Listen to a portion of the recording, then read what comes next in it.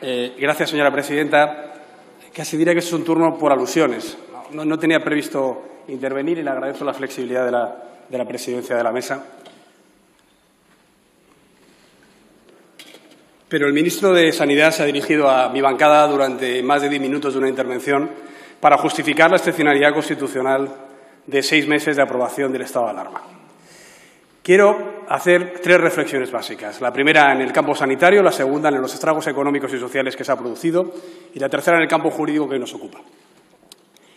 Señor ministro de Sanidad y señor presidente del Gobierno ausente, qué envidia observar a la canciller Angela Merkel y al presidente de la República Francesa, Emmanuel Macron, dirigiéndose ayer a la nación de forma breve y concisa para decir que lidera la respuesta a la pandemia del coronavirus.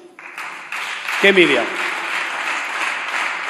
Que no se parapetan ni en los departamentos, ni en los Länder, ni en una legislación excepcional y que toman medidas cuando las cifras que tienen ahí son mucho menores y cuando la primera oleada les afectó mucho menos. Señor ministro, dice usted que la eficacia ha sido contrastada. ¿Es para usted eficacia 60.000 muertos que no reconoce ni siquiera su Gobierno, a pesar de que el Instituto Carlos III, el INE o la Seguridad Social confirma esas cifras? ¿Es para usted eficacia sobrepasar el 1.000.000 de contagiados, la cifra peor de nuestro entorno? ¿Es para usted eficacia que tengamos el triste récord de sanitarios contagiados que han tenido que protegerse en la primera oleada con bolsas de basura y con gafas de bucear porque usted decía que no era necesario que utilizara mascarillas? ¿Es eficaz,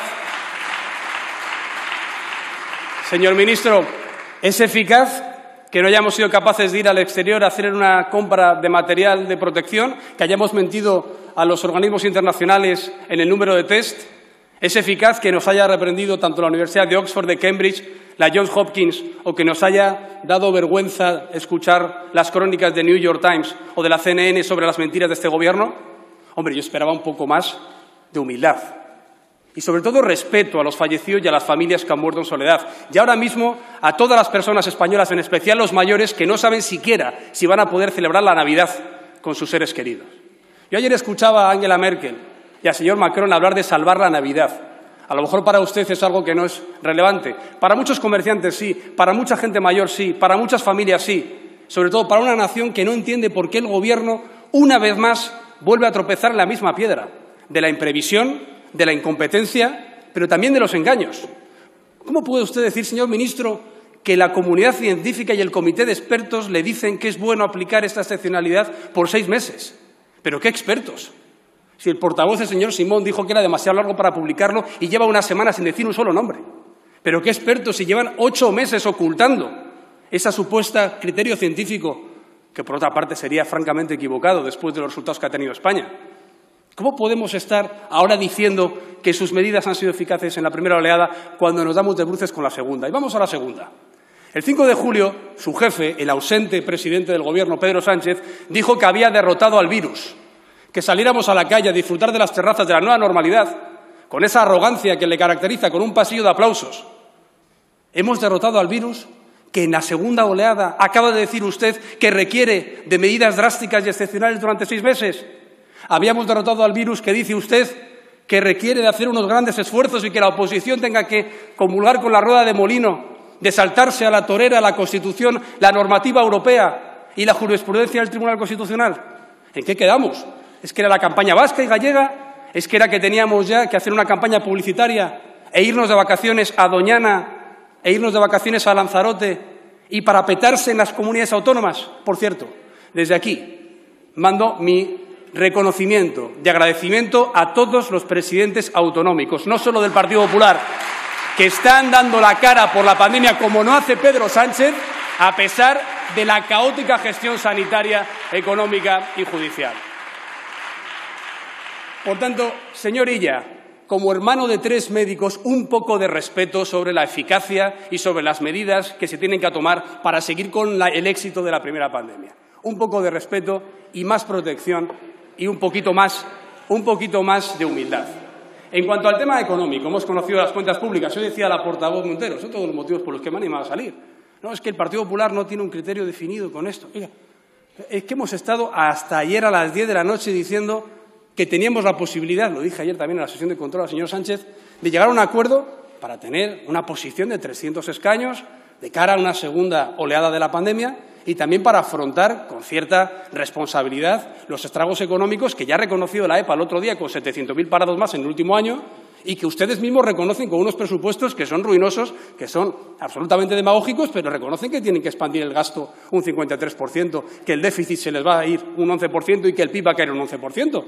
Y, por tanto, ¿por qué no hacemos unas medidas quirúrgicas como está haciendo Alemania, como hizo Corea, como hizo Japón, para empezar a confinar o a proteger a la población mayor, enferma, a tener una aplicación de rastreo eficaz, a tener más rastreadores para que sus contactos también se puedan controlar y, sin embargo, no ahogar otra vez la economía? El otro día lo decía un conocido empresario, contraponer la salud y la economía es como contraponer respirar o comer. Evidentemente hay que proteger la salud. Lo primero, para nosotros lo primero, por eso hoy hemos anunciado que nos vamos a abstener, para no dejar sin ningún mecanismo jurídico, llegando tarde y mal, a las comunidades autónomas que dan la cara y que ahora necesitan, por la inacción del Gobierno durante los últimos meses, sí tener que hacer confinamientos perimetrales.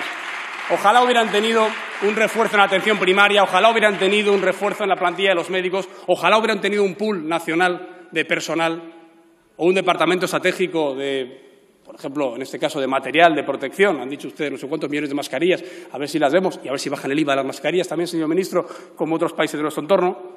Pero, claro, esto de decir ahora mismo, no, es que hay que volver a hacer lo mismo de la primera oleada porque fue muy bien, no lo podemos admitir. Y el marco jurídico. Señor ministro, señor presidente ausente o señora Lastra, que ahora ocupa su escaño. El problema que tenemos con el marco jurídico es el siguiente. Ustedes hacen uso del artículo 116 de la Constitución del estado de alarma, ¿de acuerdo?, que se desarrolla por la Ley Orgánica 4/1981, que dice en su artículo 12 que el estado de alarma se tendrá que desarrollar también a través de la normativa de enfermedades infecciosas si es de cuestiones de medio plazo. Hasta la propia Ley Orgánica del estado de alarma dice que es algo excepcional y, por tanto, tasado en el tiempo.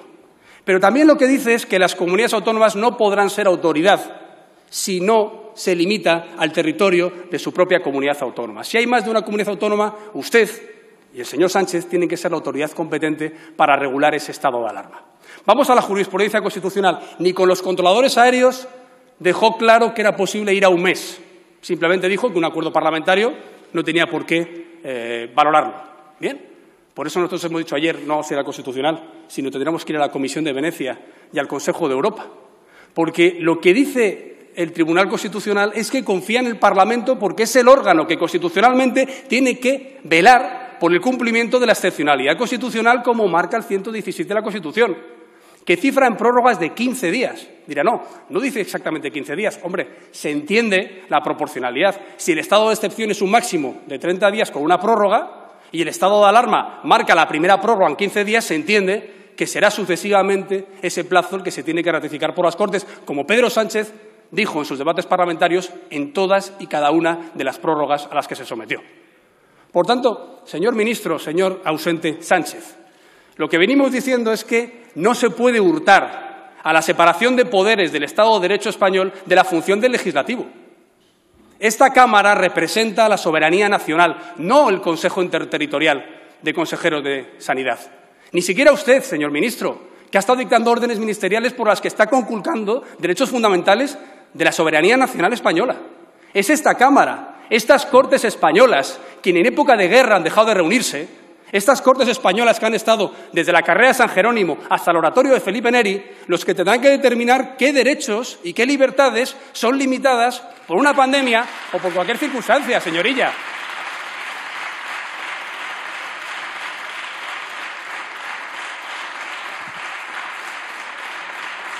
Eso en el campo constitucional, pero vamos al marco europeo. ¿Qué ha dicho el Consejo Europeo con la firma de don Pedro Sánchez Castejón en mayo del 2020? Que se tiene que recomendar a los Estados miembros que salgan de la legislación extraordinaria y acudan a la normativa ordinaria. Esto lo dijeron en mayo. Por entonces solo Polonia, Hungría, Croacia y España estaban con un estado de excepción o de alarma o de emergencia sanitaria, dependiendo del país, sin una fecha tasada en su finalización. Después vino la Comisión de Venecia. Les recuerdo a sus señorías que es el órgano del Consejo de Europa que vela por la democracia en los Estados miembros. La Comisión de Venecia, en su resolución Informe 987 del 2020, hablando de los estados de excepción sin limitación temporal, se refería al de Hungría y Croacia diciendo que había que mantener a los parlamentos como los órganos legislativos que levantaran esos estados de excepción. Por cierto, algo que en Croacia y Hungría sí que se ha permitido. ¿Por qué aquí no? ¿Por qué ustedes hurtan al Parlamento durante 6 meses de la posibilidad de levantarlo y venden como un triunfo que ayer negociaron con Esquerra Republicana que cada 2 meses van a venir aquí a informar, pero no a votar la viabilidad de este estado de alarma? Es decir, se parapetan en las autonomías para que sean el mando delegado cuando la ley no lo permite. Y la duración la justifican en unos expertos inexistentes científicos y, además, dicen que esto lo hacen todos los países europeos. No, señor, no lo hace ningún país europeo. Nosotros lo que estamos diciendo, como dijo el comisario de Justicia también en mayo, es que hay que salir de la excepcionalidad, señor ministro. Y hay que hacerlo, además, con la ratificación de las Cortes españolas, dentro de la separación de poderes del Estado de Derecho que consagra nuestra Constitución. Y por eso nosotros lo que planteábamos era algo muy sensato. Era dar un margen de 8 semanas, porque validábamos lo que ustedes dicen y las comunidades autónomas reclaman, que se salven los 3 puentes, que haya 2 meses para ver si se aplana la curva, que se pueda salvar la campaña navideña, que no se lleve a la depresión absoluta a la población mayor de nuestro país, que ya ve que hasta el 9 de mayo a lo mejor usted o los presidentes autonómicos no permiten que sus hijos vayan a verles, o también, sobre todo, que permite no romper la normativa española y la europea. 8 semanas en las que el señor Sánchez tendría que venir aquí, él y no usted, al Pleno, no en comisión, cada 15 días como hizo en la primera oleada. Ustedes lo han rechazado.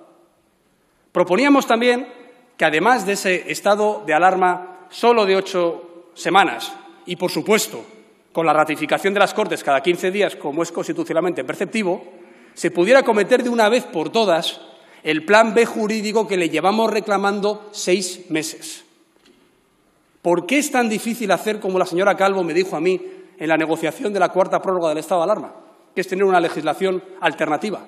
¿Por qué no se puede hacer, como dijo el señor Campo en el Senado, a través de la modificación de la ley de la jurisdicción contencioso administrativa, para que las ratificaciones de los tribunales superiores de justicia autonómicos fuera ex post y no ex ante a las resoluciones de los consejos de gobierno autonómicos?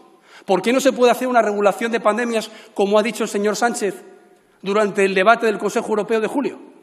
Porque a lo mejor a ustedes les gusta mucho gobernar en la excepcionalidad constitucional, en la que aprovechan para meter a Pablo Iglesias en el CNI, en la que aprovechan para cesar generales de la Guardia Civil, en la que aprovechan también para no tener que concursar en esos contratos públicos en los que, por cierto, a ver si explica usted las comisiones que se han dado al entorno del PSC para comprar material defectuoso y test falsos, en la que se controla la acción en las redes sociales.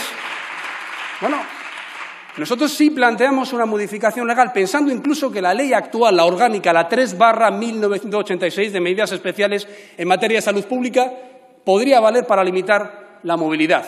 ¿O qué se cree? ¿Que la ley en la que se ha basado Angela Merkel ayer es más extensa que la nuestra? No, prácticamente es análoga. Aún así decimos, vale, de acuerdo, si ustedes quieren, ya que al menos no han limitado lo de que hay mando único para todos, claro, como aquí la exministra Pastor lo hizo con el SARS y la exministra Montserrat lo hizo con el ébola, ya no han puesto en duda que la Ley de Cohesión del 2003 y la Ley General de Salud Pública del 2011 permitían que hubiera un mando único. Pero sí ponían en duda la limitación de movilidad. Yo le dije, hombre, se puede aplicar la Ley de Seguridad Nacional, se puede aplicar la Ley de Protección Civil, se puede aplicar la Ley Orgánica del 86, pero aún así, venga, vamos a modificarla si ustedes quieren, simplemente añadiendo 2 párrafos análogos al Reglamento Internacional sobre Pandemias, de la OMS. Perfecto. Bueno, han pasado 6 meses. Es una modificación en lectura rápida, una modificación legal en procedimiento de urgencia que se podría hacer en 20 días. Y si ustedes no quisieran quitar los plazos que han quitado para los presupuestos, en 8 semanas. También por eso fijábamos ese plazo. Bien, no lo han hecho. ¿Nos pueden explicar por qué? ¿No les gustaría que las comunidades autónomas, como le reclaman sus tribunales superiores de justicia, pudieran utilizar la legislación ordinaria, ya que tanto les gusta parapetarse en ellas? ¿Por qué no han hecho esa modificación? ¿Por qué no hoy usted se compromete, en la ausencia del presidente Sánchez, a decir, de acuerdo, como se podrá levantar este estado de alarma, no porque lo digan los representantes de la Soberanía Nacional, sino porque lo dicen los consejeros de Sanidad, vamos hoy mismo a decir que entra en el cupo del próximo Pleno la modificación legislativa de la proposición de ley que hemos registrado el 5 de agosto para modificar esta ley y que nunca más haya que acudir a la excepcionalidad constitucional. ¿Por qué no lo dicen ustedes? Porque quizá lo que les gusta es gobernar al golpe de decreto. Les gusta gobernar sin contrapeso legislativo. Les gusta gobernar sin control judicial. Les gusta gobernar como quieren porque gobiernan muy mal y porque la eficacia se ha visto demostrada en el número de contagios y de fallecidos en esta pandemia. Señor Casado, tendría que terminar, por favor. Y acabo ya, señora presidenta. Lamento profundamente que hoy no esté el señor Sánchez dando la cara ante las Cortes. Y fíjese usted si soy ya ingenuo, que por responsabilidad institucional yo había decidido no intervenir. No interviene el presidente del Gobierno, pues no intervenimos nosotros. Será un debate técnico. Será un debate en el que el señor ministro de Sanidad Silencio, por favor. Simplemente da unas cifras en las que a lo mejor nos intenta convencer después de no haber querido negociar nada, después de no haber asumido lo que ya es algo objetivo y que todo el mundo está diciendo sobre España. Pero no. Encima vienen aquí a acusar al Partido Popular y a echarnos en cara que las comunidades autónomas tengan que usar los únicos mecanismos legales que ustedes les permiten utilizar, dejándoles abandonados y no asumiendo con coraje, con decisión, con determinación, con eficacia y, si se me permite, con patriotismo, la lucha contra esta pandemia. Nosotros sí lo vamos a hacer, pero seguiremos reclamando con esta abstención crítica para no dejar el campo sanitario descubierto, pero para no avalar el atropello legal que ustedes han hecho. Dejaremos que las comunidades autónomas hagan su trabajo y nosotros haremos el nuestro. En este caso, en la Comisión de Venecia, ya que aquí ni a las Cortes les dejan hacer su labor de control constitucional. Muchas gracias, presidente. Gracias, señor Casado.